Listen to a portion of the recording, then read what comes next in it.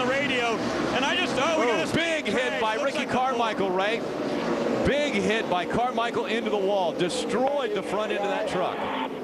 Yeah, I'm all right. Oh, good to hear that. Thank goodness for those safety barriers. Look at the destruction. We heard Ricky of that just say race he truck. got loose. Wow, that thing is... May have been a situation where he got loose, overcorrected, and then shot that thing into the wall head on. That truck is destroyed. Look at the splitter. It's stuck underneath the wall. Hard contact.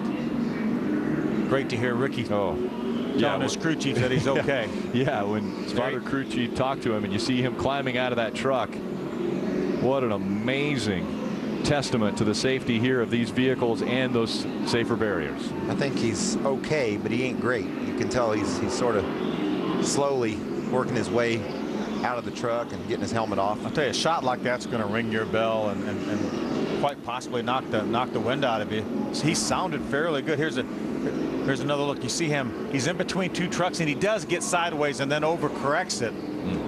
Man, did that truck hit the wall hard. You talked about it. You're going 160, 170 miles an hour when you get into the turn. Yeah, but you know, and that's a hard right turn. You just don't see wrecks that hard very often. I mean, that truck clobbered the outside wall, and he shot up there at just such an extreme angle, Phil. Almost perpendicular to the outside wall.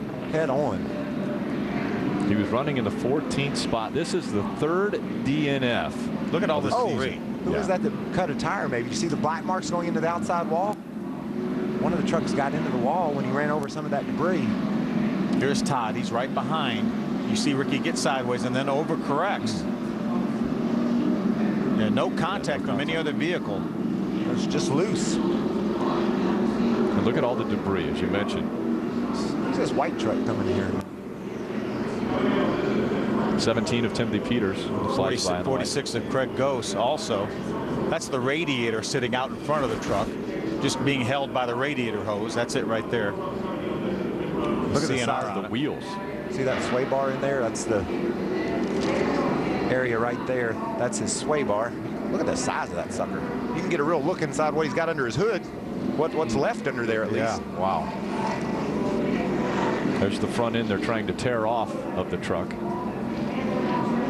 Trucks coming onto pit road, one of those being Timothy Peters in the 17.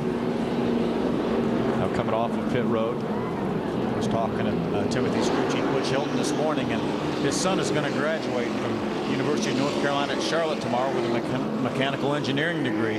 Really, really proud of him. Butch wanted to give a shout out to him, so let's do that. Again, that's the splitter stuck underneath the safer barrier, and look at the debris coming off of that truck. All over. And then you have the 7 getting into the wall.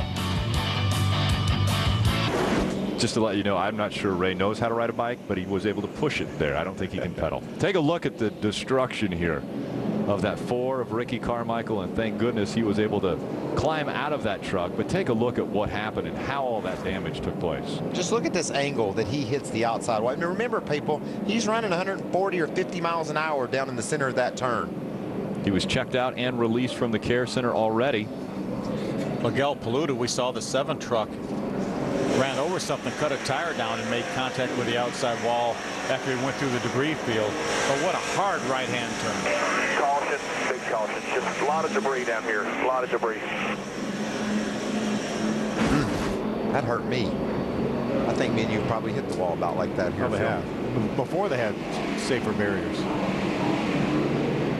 So they pulled the truck into the infield here, the garage area. Again, Ricky Carmichael was checked out and released from the infield care center. We'll be back. The green flag will fly at the Lucas Oil 200. Welcome back to Dover International Speedway. The safety crews doing some last-minute cleanup here after Ricky Carmichael got into the wall. He's out of the infield care center, and he's with Hermie. Yeah, first of all, glad to see Ricky Carmichael walking around. Glad you're okay. Tell us what happened and what led up to that. Yeah, just well, thanks for the concern and testament to NASCAR safety procedures. But you know, the Monster Energy Chevrolet was okay. We were picking them off one at a time. I think we were like 14th, starting from 20th, and I was coming in there behind the 81 and he bobbled or something, so I barely touched the brake, and when I did, the back end kind of came around, then it snapped and went the opposite way, and I haven't had a leak like that in a while. It reminds me of my motocross days that I'd like to forget, actually, but just disappointment. We had a good, you know, we're just picking them off one at a time like we normally do.